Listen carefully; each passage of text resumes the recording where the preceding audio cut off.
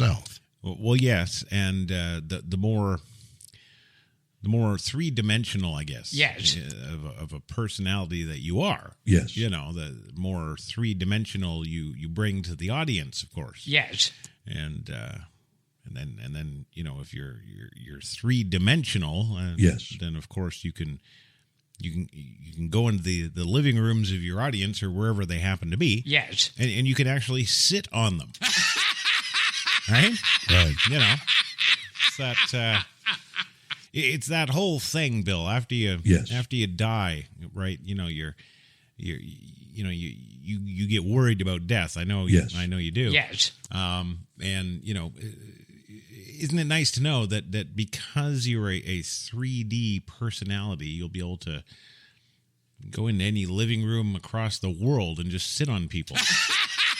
Right. That's everybody, when they think about it, is trepidatious about death. When as you get older, you get more and more. I get more and more afraid of death. I don't have the kind of faith that says, well, I can't wait to go into the arms of God who will welcome me through the pearly gates and I'll see all the departed loved ones. And then I'll wait for the loved ones that are here on earth until they come. I don't believe that. And so what is death? I mean, we just heard about Steve Jobs saying, oh, wow, oh, wow, oh, wow. What was he talking about? What did he see? What did he mean? Was it the release and no more pain, or did he see something that now he can't tell us what it was he saw? Well, I kind of think it was probably a little of that. Yes. Being unable to tell us. Yes. And just thinking about the sheer the statement. Yes. If you look at the statement, oh wow. Yes. Right. If you put that into context of the human race, Yes. You look at all the different situations that could possibly be where someone responds with an "oh wow," right? Right.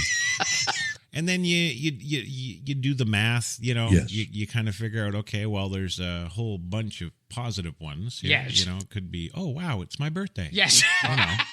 Yes. Or oh wow, it's the flames of hell. Right. Right? And oh wow, it's Satan himself. Right. And oh wow, it's some sort of demonic woman with a 17-inch razor blade dildo fucking me up the ass. Right. That could have been the 3 oh wows. Yes. Yes. Yeah. But the thing is that mathematically, Yes. I figured out the sum and total of the oh wow responses in human situations. Yes. And I've added them all up. I've used the calculator. Yes. Yes. And then I've added up all the ones that were negative. Yes. All the ones that could possibly be like, when we die, it's not good. Right. And while I won't release the numbers here, Yes. because I did all this research on my own over the last couple of weeks. Yes. I can tell you that statistically, there's a 6-to-1 ratio that says that it's not good. Yeah. No. Like for every oh wow, it's my birthday. Yes. There's 6 others that's oh fuck me. Right. So, I feel old enough, being here at 54 years old. Yes. And I'm like, Jesus Christ, my bones hurt. And Yes. God, I don't feel like I want to live another day kind of thing, Yes. Sometimes because the pain is a lot, Yes. I think about my calculations there and I just shut the fuck up, Right. And I mean, in all seriousness now, Yes. in all seriousness, Bill, if I were you, Yes. God, I don't know how you could sleep, I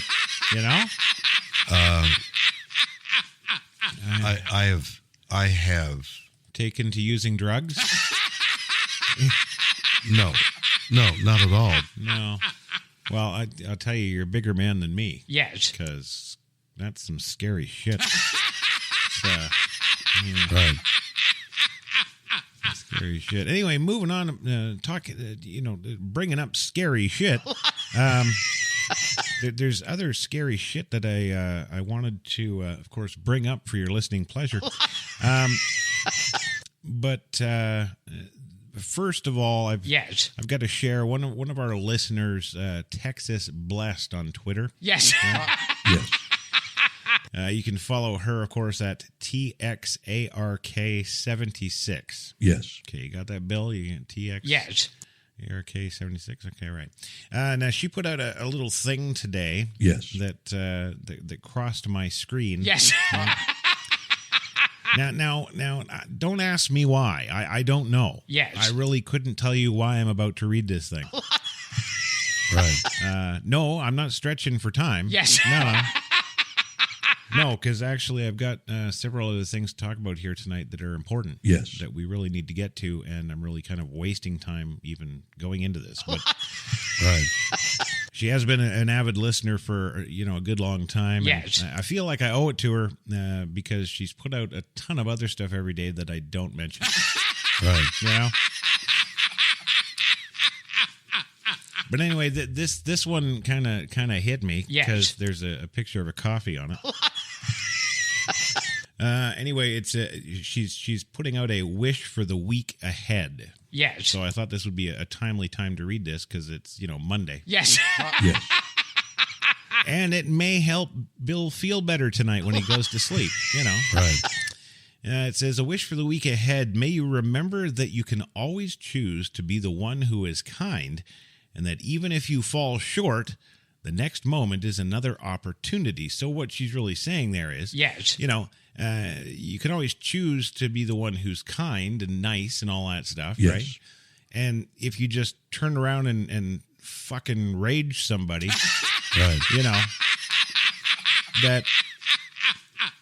that you can catch yourself, Yes. and be all apologetic and shit, right? And be like, oh, I'm so sorry. I didn't mean to bite your face off like that, you skank. Right. Right? Good. And the next moment is another opportunity. May you forgive yourself for the mistakes you made when you were still figuring it all out, and for the ones you'll make in the future, because life is complicated. Yes. Well, no, you'll make more mistakes in the future because you're only fucking human. Right. Right? And you really hate this fucking person. And, Right. there's only so much of their shit you can take. Right. And then it goes on to say, may you drink in every drop. Yes. Every drop of hope and courage and beauty you can find. And may your coffee be strong and plentiful. Yes. And then it's Nania Hoffman is the name. Yes. Signed at the bottom. So I'm assuming it's some woman out there who's got nothing better to do than to Right. sit down with her cup of coffee and write this shit. Right. So there you go. There's a nice inspirational thing to take you into this week.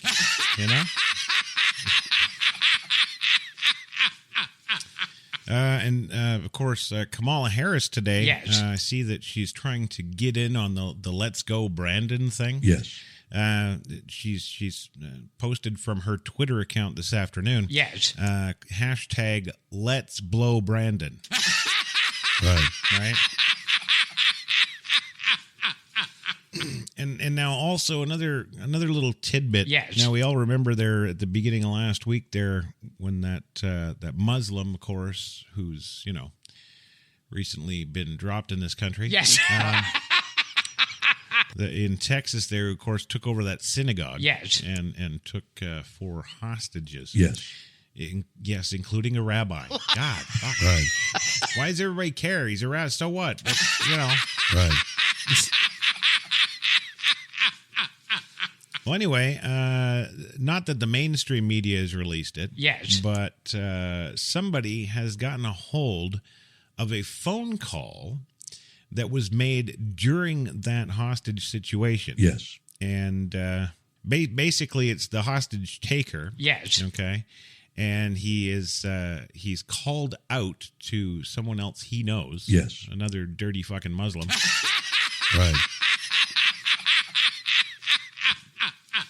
And of course, they're having a conversation about what's going down. You know, the hostage taker is, of course, telling him that he's taking these hostages. Yes.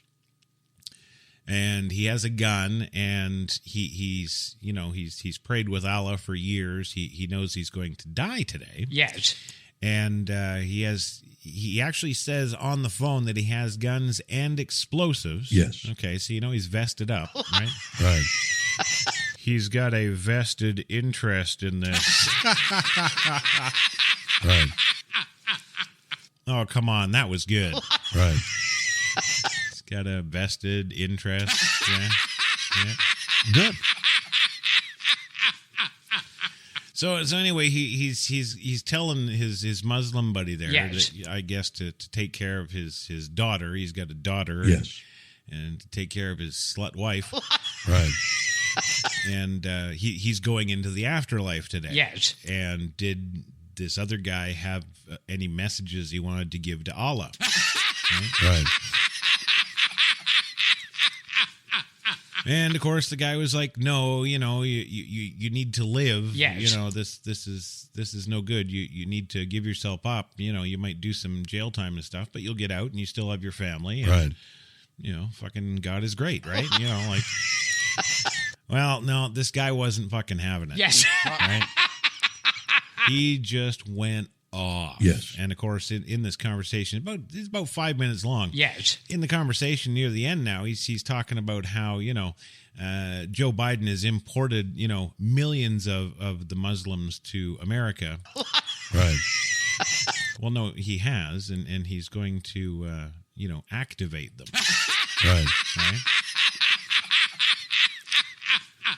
Well, no, Gilbert, this isn't bullshit. Yes. Like back in 2018, I actually, yes, that was while Trump was president. Yes. Right?